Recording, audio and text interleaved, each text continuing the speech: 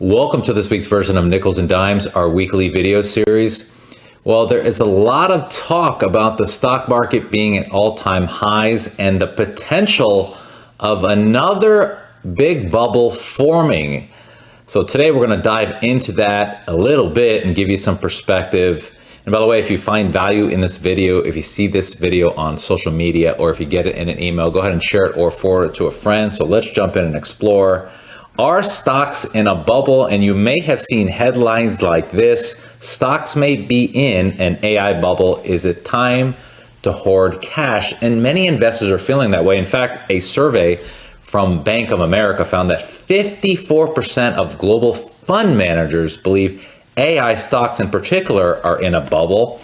And the rapid, substantial growth of AI-focused companies that led to a widespread discussion about a potential bubble, drawing comparisons, of course, to the dot-com era. You might recall, of course, if you're in the financial markets, back in the late 90s and early 2000s, the dot-com bubble formed and then blew up. So the question is, many years later, are we in the same situation? And there is a recent report by Goldman Sachs. And by the way, if you want to see that report, I'm happy to send it to you. But a recent report by Goldman talked about how stocks are not in a bubble because compared to the dot-com era, there weren't a lot of corporate earnings. And in the AI boom right now, we're seeing a lot of AI companies generate revenue and, of course, earnings. So that is a big differentiator between then and now. But again, that's Goldman's position.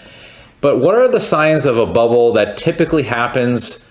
High valuations. Now, by some measures, stock valuations are the highest they've been in history. And according to the S&P 500 Shiller-Cape ratio, that is currently sitting at around 39 compared to a long-term mean of 17. So you could see, at least according to this ratio, we're more than double a traditional valuation metric.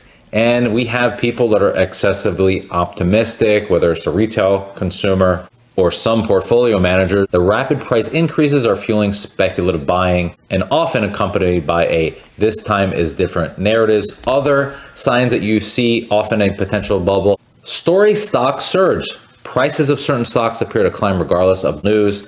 And there is a FOMO thing going on when we have a bubble forming. That means investing becomes driven by the fear of being left behind rather than fundamentals. Analysts point to speculative, revenue-lacking emerging technology companies as reminiscent of the dot-com bubble.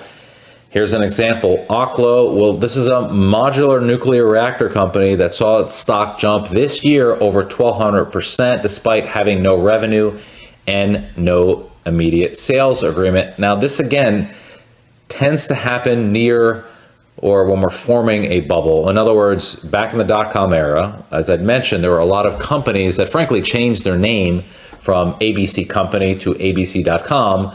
And then you saw in short order their valuation or stock price went through the roof. But again, different today. We're seeing earnings and growth metrics that are a lot different than what they were 25 years ago. But this is an example of some things that happen, meaning this Oklo, OKLO, is the symbol that surged simply because it's in the modular nuclear reactor company space and it didn't have any revenue, which obviously means it didn't have any earnings. Now, I want to remind you, bull and bear markets have their cycles. And what we tend to see is the S&P usually has a lot longer bull market run than a bear market run.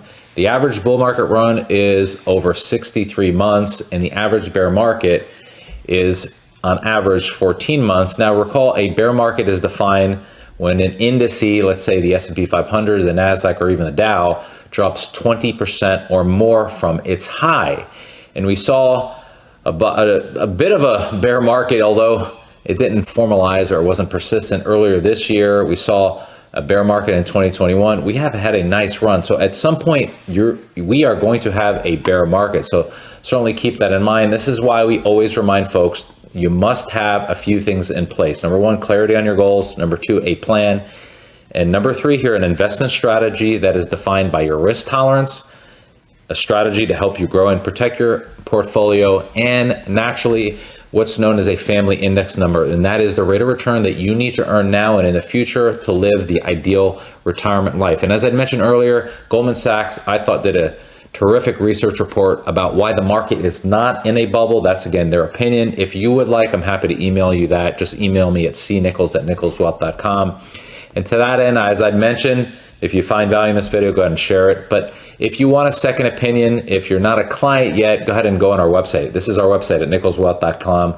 Click on the upper right-hand tab, this request an appointment tab, fill out the information, and one of our advisors will reach out to you and answer your questions and give you some idea of where your portfolio stacks up, even in terms of an allocation to potential technology stocks that, of course, in this market is driven much to do with the AI theme or an AI-driven excitement. Thanks again for watching. Bye-bye.